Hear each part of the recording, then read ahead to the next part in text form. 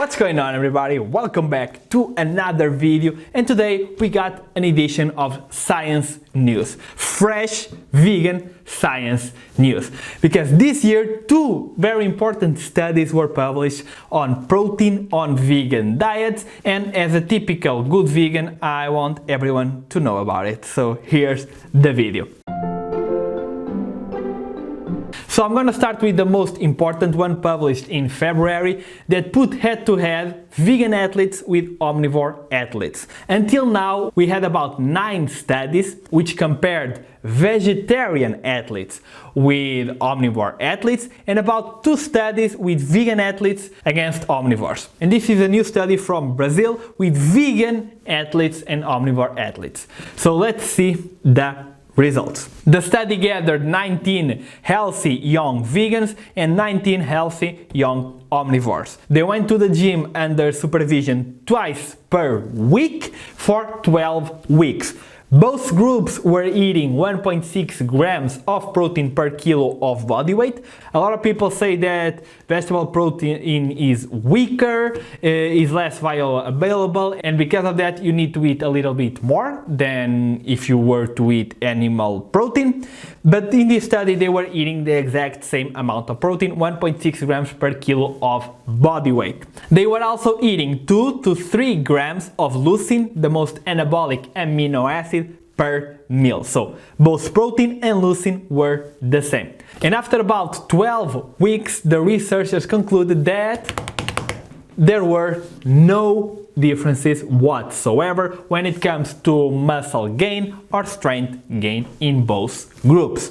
So this is another one for the books, showing that you can be a vegan athlete, and it just adds to the evidence that we already have. That's pretty much the conclusion of every single study. In my book Vegan Health and Fitness in Portuguese, I did a review, a systematic review of all the studies, and basically that's what every study says for vegan athletes, for vegetarian athletes, but there might be a slight advantage for vegan athletes when it comes to cardiovascular performance, but it's still too early to call it. And by the way, if you want me to publish the book in English, I am planning on doing it, but I need a lot of money to pay for that translation. So until then, you can support the channel by subscribing, liking, or using my code RP5 to get 10% off on every BioLife order, the best supplements on the market, and all that money will be put into launching the book in English.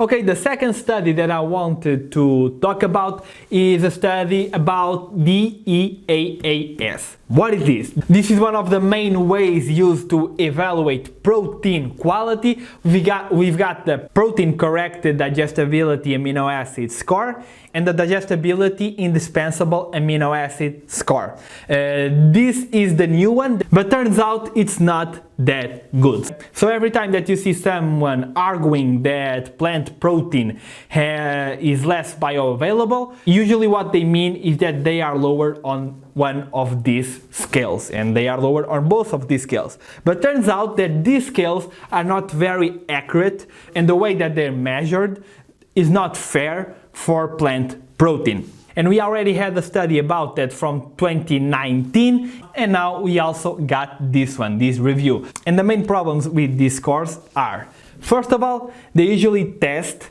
in animals. They don't test in humans, so it's probably gonna be different, and the results are not exactly the same for humans. Second of all, they test the proteins raw. Well, we know that raw vegetable protein is not very good. If for the test you're using raw beans, it's obviously not gonna work. We can't even eat raw beans. Raw beans are toxic. So we are testing raw beans on animals, and then we humans say that vegetable protein has a lower quality. Because of that test, it doesn't make any sense. And the third big problem with this score is that it tests individual foods. We never eat individual foods in our diets. We usually have a meal with different foods, with different amino acids, with different compositions.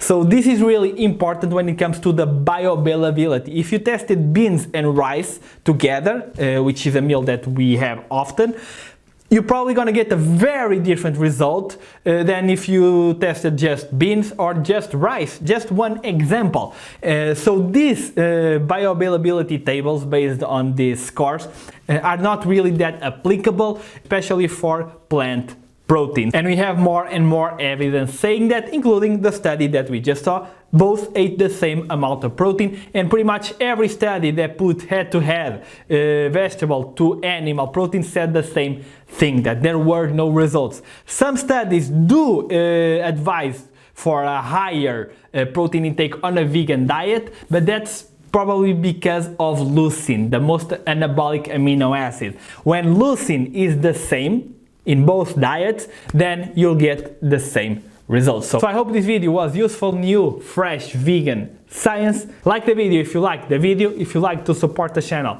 then use my code RP5 on VivoLife, and I'm gonna see you all in the next video. Peace.